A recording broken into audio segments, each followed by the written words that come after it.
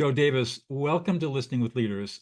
I was so intrigued when you learned about me and wanted to be on my podcast because you just retired after 37 years at Boston Consulting. And I think most people listening know that Boston Consulting is one of the largest international consulting firms on the planet, and you have done everything.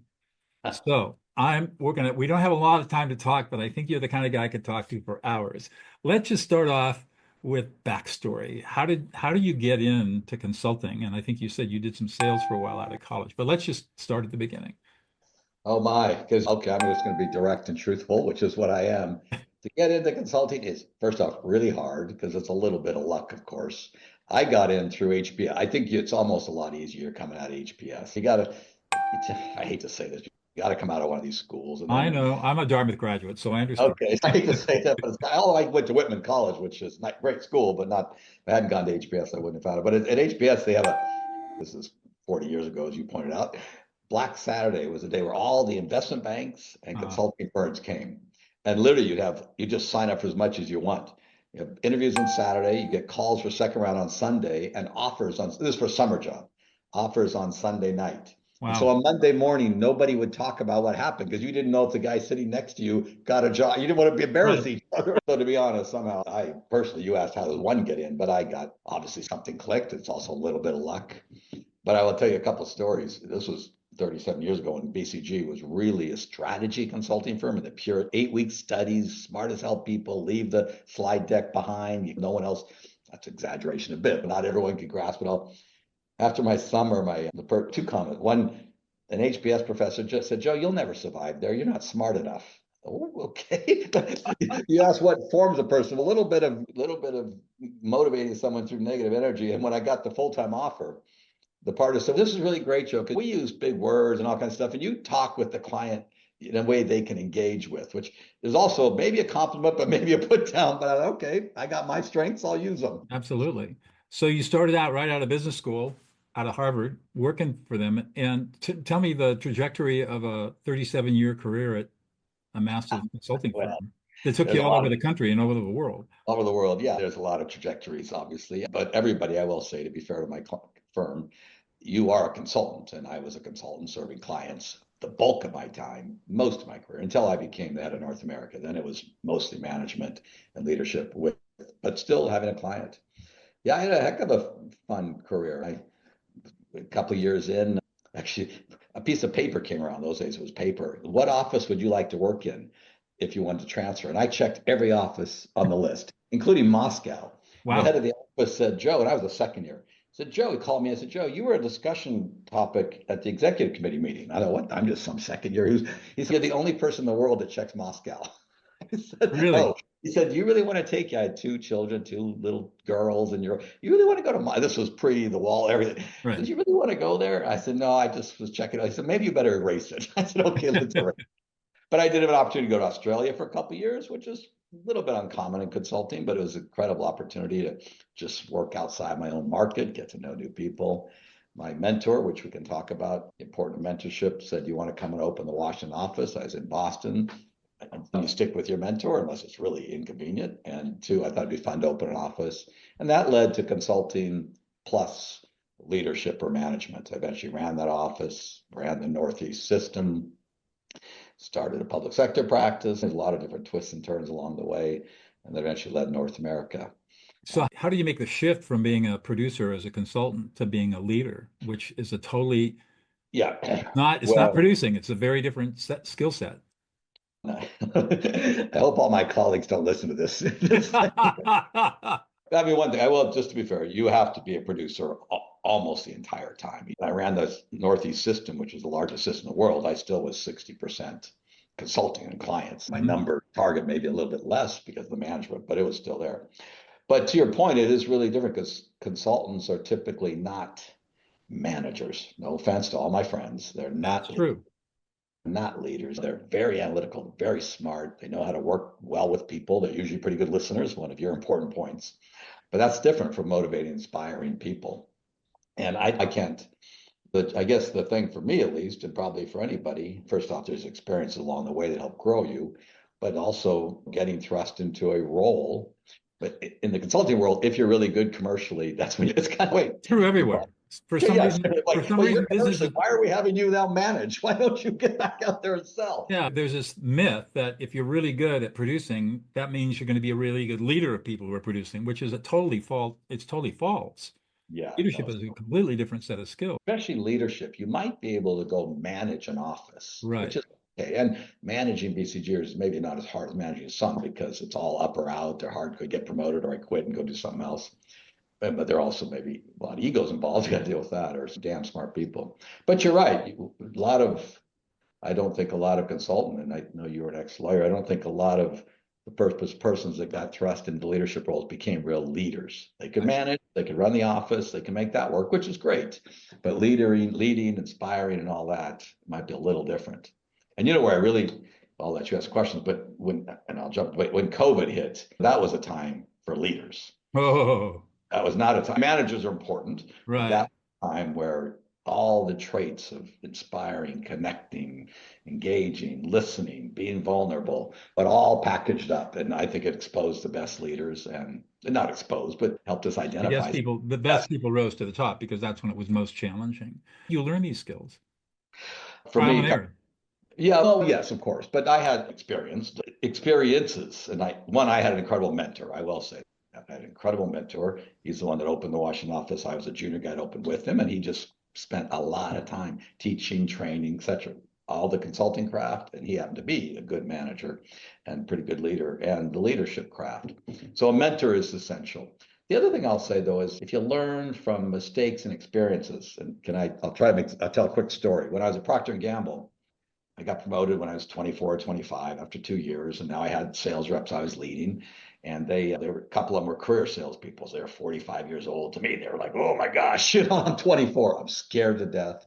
I ride with them 2 weeks. I never gave any feedback because who am I to give this guy feedback? Then at the end of the year, I did the annual review and I wrote down all the things he needed to work on from what I saw, really based on my reading of the manual and my 2 years of work. And I started launching into the review. And this guy, Rich was the name, he said about 2 minutes and he said, "Wait a minute, Joe, you ride with me every 2 weeks and you've never said any of this?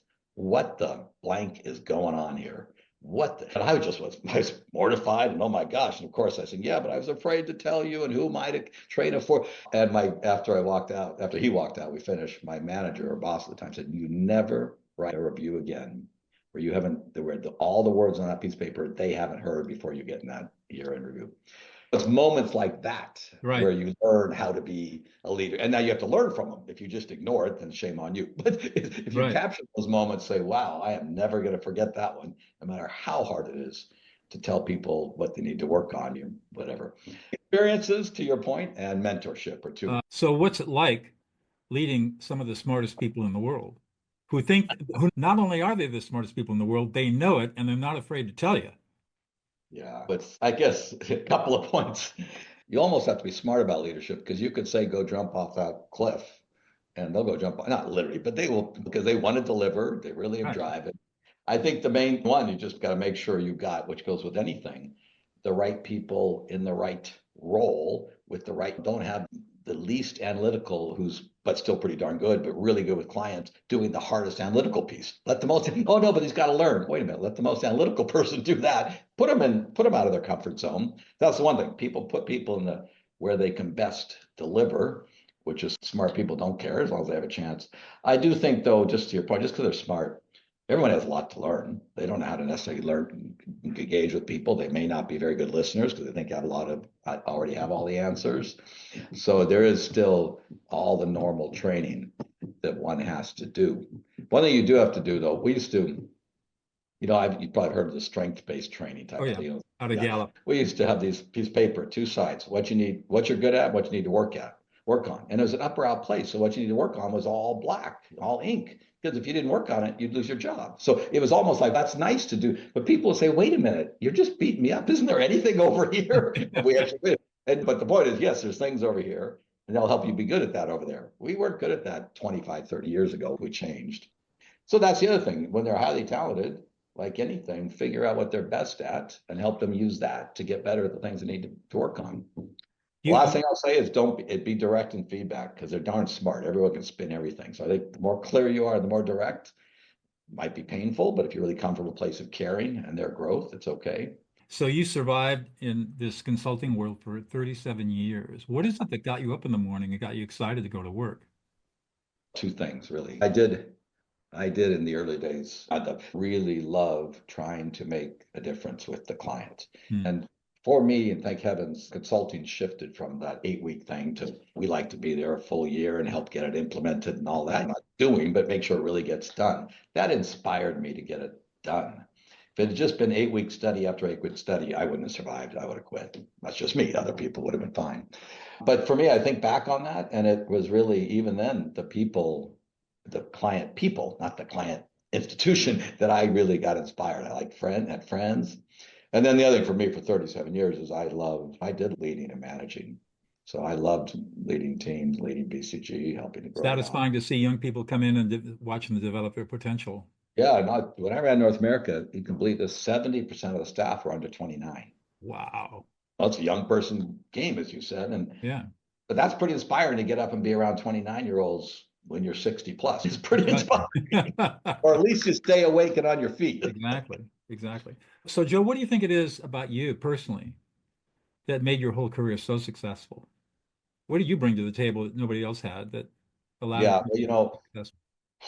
I think two things. One that my mentor always pointed out to me is I was quite good at knowing what I don't know and knowing what skills I didn't have, and then along the way, the humbleness to acknowledge it, and then surround myself with people who were really good at those things, and then collaborate very well. Where I learned how to collaborate, that was probably just a lot of experiences. I didn't wake up one day and say, "Oh, that was for sure my main superpower," as they say, highly collaborative and understanding. I don't get everything. The other thing I think worked well for me is I had experience, and I'm very sorry, this is a little bit about me, but I'm rather authentic and I could even be vulnerable.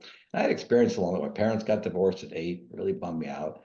I cried through my wedding. And it was interesting to me. I cried through my vows. I was so embarrassed. 23-year-old guy who cries.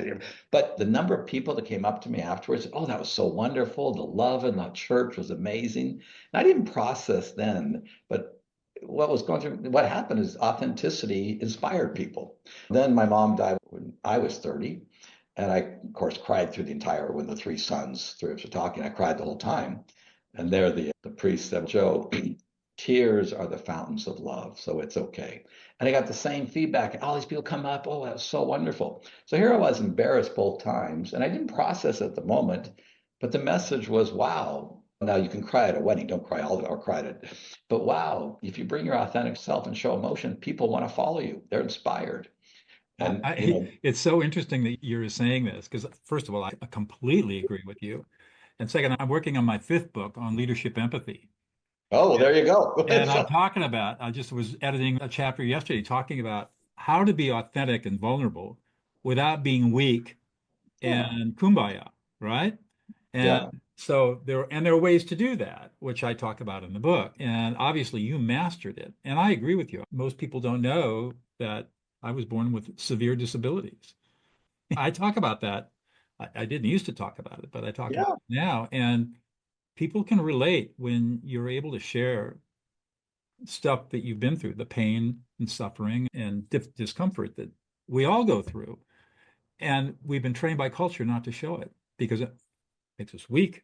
Yeah. Actually, it makes Well, us strong.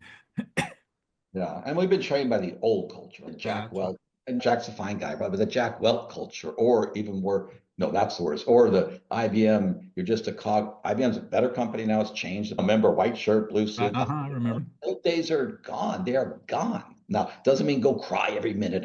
But your point about bringing your humanity is so essential. So one of the things I noticed, I think maybe it was in your LinkedIn profile, and is that you really did a lot of diversity and equity and inclusion work at BCG, which I think is fantastic. I'm curious about what your take is on the rooster in Washington. Yeah. Well, no, no, So yeah. that's So, exactly what I would say. Don't get me started. yeah, yeah, I just think if we want to really go there, I think it's in an interesting state in our country that every morning I wake up and say, sorry, I'm going to go to this. What can I do? And I started writing every congressman and senator in any places I have an address because they won't let you write to them if you're not an address where my kids live and everything. But it does, of course, you could donate money to causes that align with what you might believe. But it's a tricky question. Now, on the diversity thing, it's just stupid. Sorry, it's stupid because I agree. Don't apologize to me. I all the completely agree with you. data says the most diverse team performs better. All the That's investment. right. And all the evidence shows that. There's For a whole bunch of different reasons. yeah, and bankers proved it. So these aren't like nice, they're nice people. They said it drives better numbers. And the reality is it's a diverse set of humans that are going to do the work for you. There ain't enough white males if that's what you're into, or Right. black females if that's what you're into. There's not enough of anything to make it work. Right. So the data says it's great. So I think the thing that's what I try to do with your question is there's a lot of noise over there, and there's some very unfortunate to sickening things happening. Same time, if you're in an organization, you know you need a diverse team. You need them to feel like they belong there. You need them to grow and develop. You can do that in spite of all the rhetoric over here. And Right. you can hire the people you need to hire in spite of all the rhetoric over here. You might, I know some people are changing some labels, and maybe you have to, you're not getting attacked constantly. But I don't think I don't think the good companies are changing what's going on inside. I agree. They can't. And I think the good ones actually wouldn't. I teach a course at Pepperdine, graduate course called Decision Making Under Stress and Uncertainty. And we talk about how do you make good decisions under stress and uncertainty and incomplete data, and where the stakes are extraordinarily high. And one of the steps is to make sure that you have as many diverse viewpoints talking about the problem as you possibly can. If you look around the room and everybody looks like you got problems. You got problems. Yeah. And I just can't, people that don't understand that is that they shouldn't be in charge. Yeah, no, and the second piece of that, which I in your class, I have two other pieces in my mind. One is even when you build the diverse team in your room, then make sure you ask questions of all of them. That's right. Don't let anybody not talk. Yeah, and listen to what they say. Don't say, "Oh no, I already know the answer, so whatever." That's exactly right. And that's pretty damn easy to do. We know as leaders. I got the answer, and right. No, you've got to. Everybody has to have an opportunity to talk, and as I'm teaching in this book that I'm writing, it's how you ask the question. One of the things that I teach by example is never use an I statement. Yeah. Never say I. Always say you, and focus on the other people. That's so funny because I remember over the years there'd be leaders or people would say, and I just would instantly turn off. And why don't you just say we? That's right. It's not that hard to say we. Exactly. Turn or it'd be even better, you.